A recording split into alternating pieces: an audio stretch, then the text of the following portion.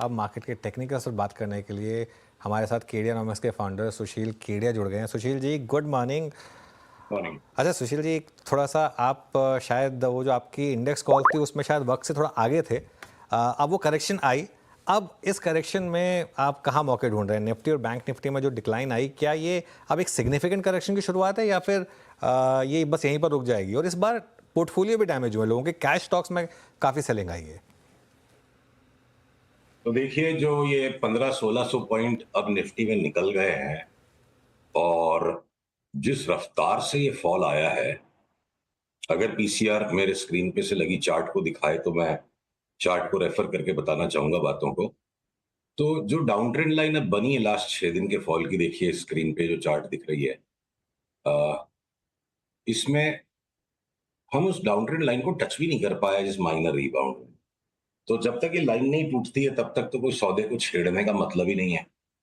और अगर आप थोड़ा सा लॉन्गर टर्म चलो, इलेक्शन बॉटम वाले दिन से, जो इलेक्शन के पैनिक बॉटम वाले दिन से उस लकीर को अगर हम तोड़ चुके हैं, तो मोटी मोटी बात ये 25,300 के ऊपर जब तक हम निफ्टी पे नहीं जाते हैं, और बैंक निफ्टी में भी आप देखिए 25,300 के ऊपर जब तक हम निफ्टी में नहीं जाते हैं, तो कोई मंदी के सौदे को छेड़ने की बात ही नहीं। 24,000 तक भी ये चली जाएगी तो कोई आश्चर्य नहीं होगा। देखिए, ये सुनने में 1000 पॉइंट 1500 पॉइंट बड़े लगते हैं, तो 25,000 की निफ्टी पे 1000 पॉइंट खाली 4% हुआ।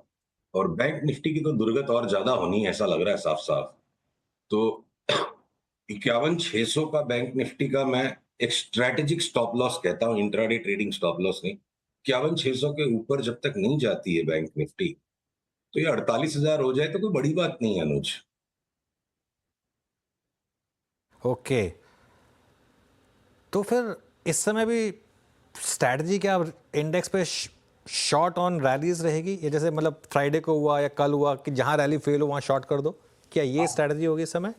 हाँ जी, हम आज सवेरे थोड़ा सा सहमे हुए थे कि देखते हैं क्या इलेक्शन के नतीजे होंगे, तो न तो उधर से कोई ऐसी बेयर्स की चिंता की बात बन रही है, और इंट्राडे में भी जो आज कोई रैली का भी जो पैटर्न आया, बस वो माइनर रिबाउंड है। तो जो भी ऊपर का रिबाउंड है इंडेक्स में तो सेल है। इंडिविजुअल सेक्टर्स एंड स्टॉक्स में थोड़ी बहुत हेराफेरी, थोड़ा अदल बदल हो सकता है।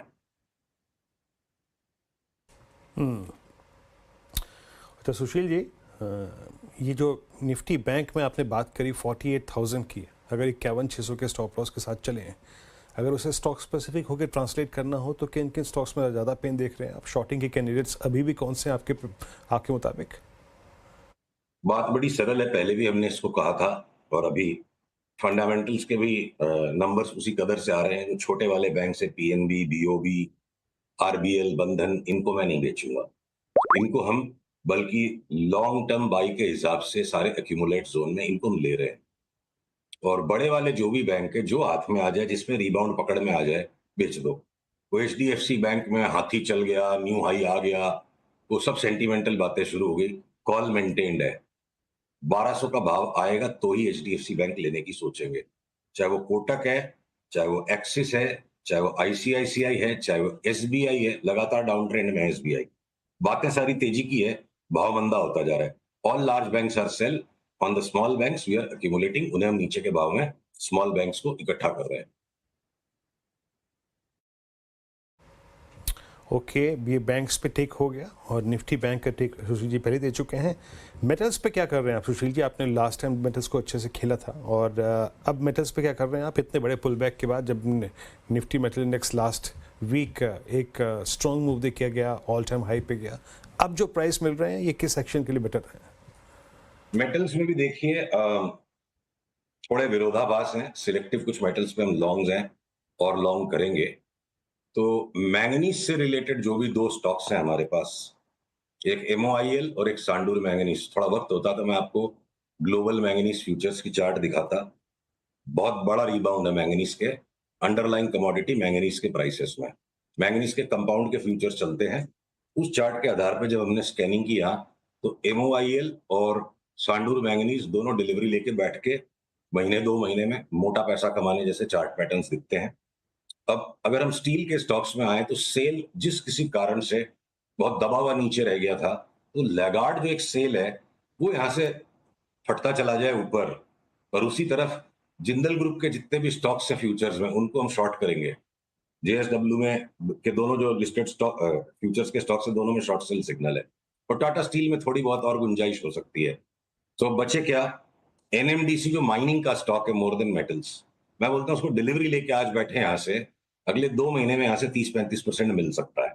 तो मेटल्स को एक ब्रॉड लेबल लगा के सारे मेटल्स को एक जैसा देखना हमें चार्ट्स पे उचित नहीं लग रहा है। अलग अलग काम मेटल्स के स्टॉक करें, कुछ स्टॉक्स में तेजी करके बड़ा पैसा मिलेगा, कुछ में मंदी करके मिलेगा। ओके, आईटी में क्या व्यू है अब इस समय? सुशील जी, TCS के नंबर्स आएंगे इस हफ्ते, यहाँ पर क्या व्यू बनेगा? देखिए, चार्ट का तो जो गणित सिंपल है, हर चीज के किसी न किसी कंपनी के नंबर्स आते रहेंगे, कभी कभी अमेरिकन कंपनी के आएंगे, यहाँ आएंगे। ट्रेंड आईटी का खत्म हो चुका है, और ठीक है, थोड़ा हेजिटेंट है, थोड़ा रिलक्टेंट है, बुरी तरह से गिरना अभी तक उन्होंने शुरू नहीं किया है। अप ट्रेंड कंप्लीटली एग्जॉस्टेड है, डाउन ट्रेंड इनिशिएट हो चुका है, और डाउन ट्रेंड ने मोमेंटम अभी तक पकड़ना शुरू नहीं किया है। तो चाहे वो TCS हो, इन्फोसिस हो, HCL टेक हो, कोफोर्ज हो अनुज, पिछली बार जब बड़ा टॉप बना था वहां से 35% गिर जाएगा की बात हास्यास्पद लगी थी, और फिर गिरने के बाद वापस से नया हाई आ जाएगा, हास्यास्पद लगी थी। मैं बोलता हूँ कोफोर्स में 50% भाव गिर जाएगा यहाँ से, उस तरह की चार्ट है। ये भविष्यवाणी मत मानो, इसे संभावना समझो कि यहाँ तक की जगह है। तो जब आईटी के स्टॉक्स में डाउनसाइड बड़ा सीवियर बन सकता है, तो हम बिल्कुल नहीं लेंगे उनको। 5% कमाने का मौका छूट गया कोई स्टॉक में तो छूट जाएगा, और जैसे जैसे हमें सिग्नल मिलते जाएगा हम उनको बार बार बेच बेच के कमाने की कोशिश करेंगे। ओके, चलिए, बहुत शानदार सुशील जी, बहुत बहुत शुक्रिया। अगले ट्यूसडे आपसे वापस बात करेंगे। Thank you so much.